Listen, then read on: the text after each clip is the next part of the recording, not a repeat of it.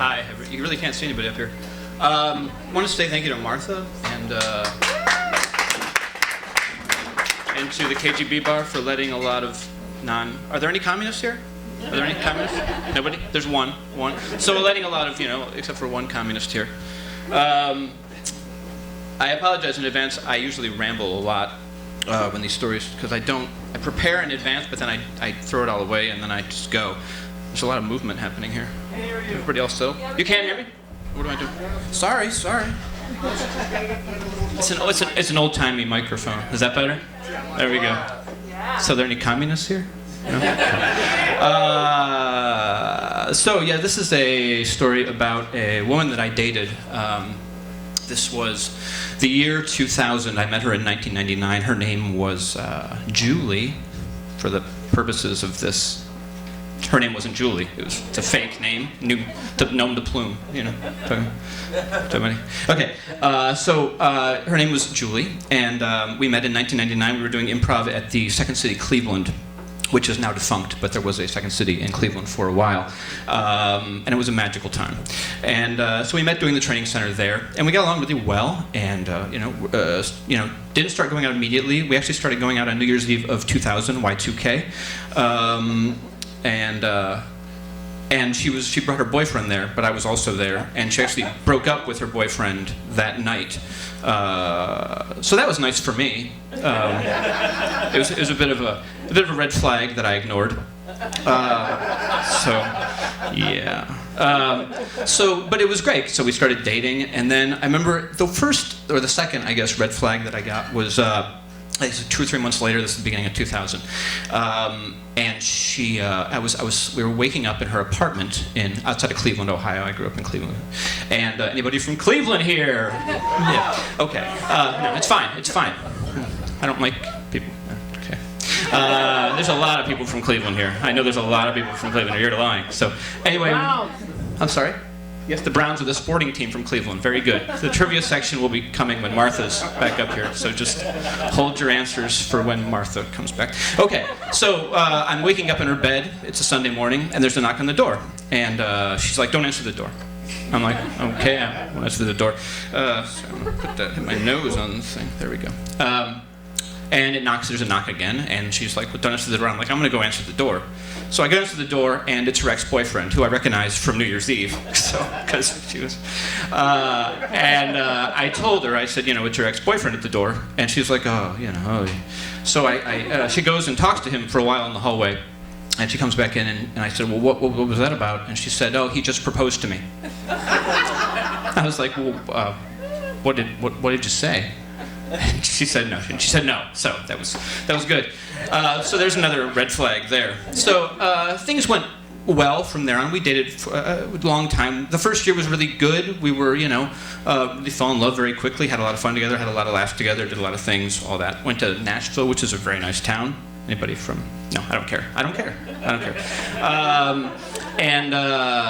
And then things started to go sour. We were both in the Second City, and the auditions came up for the Second City Cleveland. And she got into the main stage, and I did not, which is fine. It's fine. It is. It's fine. But I ended up being the house manager. Just hold for nobody. It's a pretty important job. So I was a house manager, and I didn't see her as much, and it started to be this thing where she started to get a little flaky. She started to not return my calls. I would call her a lot, not a lot, but I'd call her and she wouldn't call me back. I wouldn't see her all the time. We would have plans to meet friends at a bar, and she wouldn't come. And so here's where the story gets a little bit dark. And by the way, ladies, I'm newly single, so after this is all over, you can line up over there. Just wait. You haven't heard what happened. So I started to engage in what a lot of people would consider stalking behavior. Stalking. Let's hear it.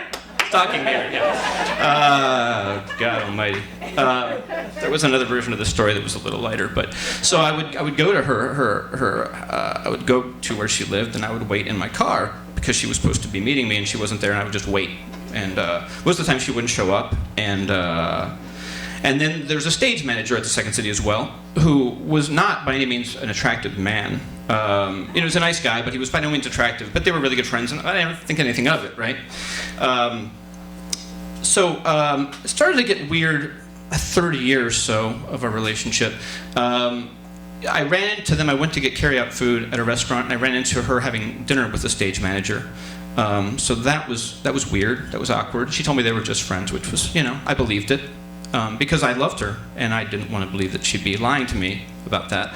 There was another night I remember, there's a lot of these instances that I could talk about, but there was one night where we were supposed to meet at my place after the show, and she didn't come, and I called her, didn't hear from her. I was kind of worried, actually. At one point I called, and a man answered the phone, and then I said, is Colleen there? It was a cell phone. And I said, Colleen, Julie. Edit that out, edit that part out. She's not here. Yeah. She's dead now. I'm kidding. She's not. Oh, God. So, yeah, the guy answered the phone. I was like, is Julie there? I don't know.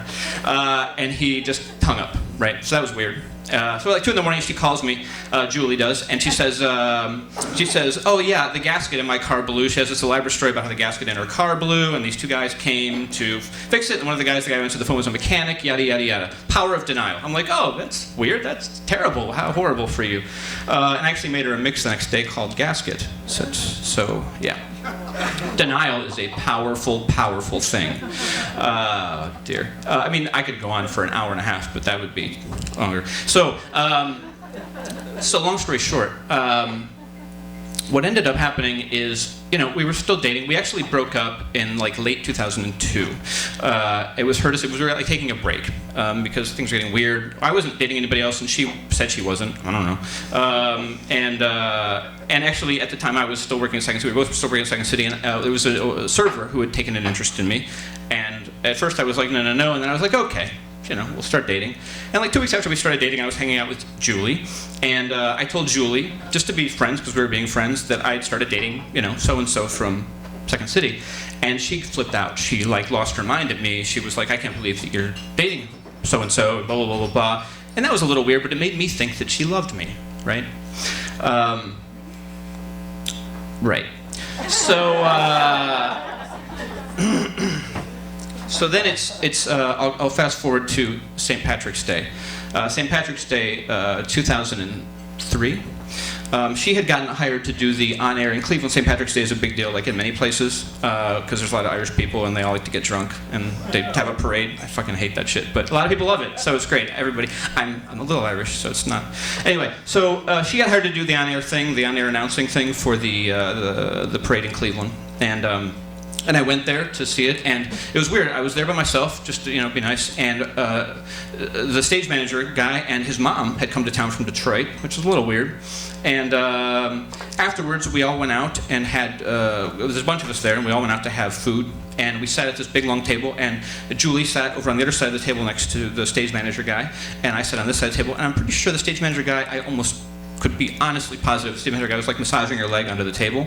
But I didn't know for sure, because denial, powerful thing, really. And yeah. And we weren't dating, but I was still jealous, so it's waiting.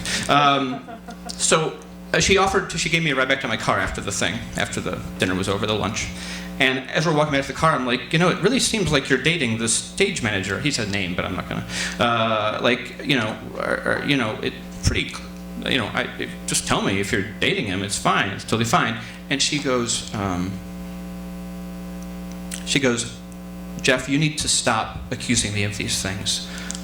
That is ridiculous. You're making me feel bad, and your lack of trust is really troubling to me. Gotta laugh. It wasn't funny at the time. I mean, it was kind of heartening because it was a nice straight answer, because I was like, oh, so she does love me. It's great. So we made plans to, and I felt bad after that happened. I felt terrible. I felt like I had been accusing her and suspecting her of all these things for so long, and in the end, I was kind of the asshole for suspecting. So we made plans to hang out later that night on the St. Patrick's Day, and to drink the green beer and all that. And I waited, as I did a lot during this relationship, waited for her to call, and she didn't call, and I called her and nobody answered. So I was like, all right, so I'm just gonna, I decided, like I did a lot back then because gas was cheap, it was before 9/11, so it was like 99 cents a gallon, so you can drive around aimlessly and you're not spending. So I drove around aimlessly for a while and bought a pack of cigarettes and drove around. And then finally she calls me on my cellular telephone, and I answer the phone and she's like, yeah, you know, I was thinking about going out, but I've decided that I really don't want to go out. And I'm like, oh, that's cool, you know, hang out at home, that's fine. And as I'm talking to her on the phone, I'm stopped at a red light, and I look in the front, you know, the window, and she's walking across the street in front of my car holding hands with the stage manager and a phone in the other hand, because it's me on the other line. Yeah, I can't make that up. I mean, I can't. So we catch, you know, our eyes meet for a second, and I hang up the phone because it seemed weird to still be. Yeah. And then I went to a bar and got profoundly drunk on green beer. And then the next day, she called me, and I didn't answer the phone. She called me again. I didn't answer the phone. See, the tides had turned. See what I'm saying? The tides had. And then finally, I did answer the phone, and I said, Julie? Julie, I know what's going on. I'm not an idiot, and I don't want to talk to you for a while. It's true. That's what I said, except the name Julie was replaced with the person's name. Come on, that's on tape. Work with me, people. This is a hilarious story for everybody. My heart was truly crushed into a million pieces. But I mean, in the end, and it's funny. So I didn't talk to her for a long time, and then she called and left messages and all these. I have them, but I didn't want to play them because it's really dark. And then it was about 5 months later. She said she wanted to meet and talk, and so we met in a hotel bar in Cleveland, Ohio. And we talked, and she, you know, she apologized for a lot of it, and some of it she didn't. But she really asked me to move to Chicago with her. And at the time, I was still dating the server from the second city, and I was like, no, I'm not going to do that. I can't do that. But no, and I actually moved to South Korea a little later, so that was weird. But she gave me a mix, and I had given her so many mixes over the course of our relationship. She finally gave me a mix, and I drove around that night and smoked cigarettes and listened to it. And it was difficult not to get back with her because I'd been with her for so, like, there had been this thing in me for so long that was just like after her, you know, like. But in the end, it worked out for the best, and we're actually, like, maybe I'm too forgiving, but we're actually really still good friends. She texted me earlier. I should have said no, I'm telling the story, but Julie texted me earlier, and we're still really good friends, and because you can't hold on to shit like that, right? Thank you.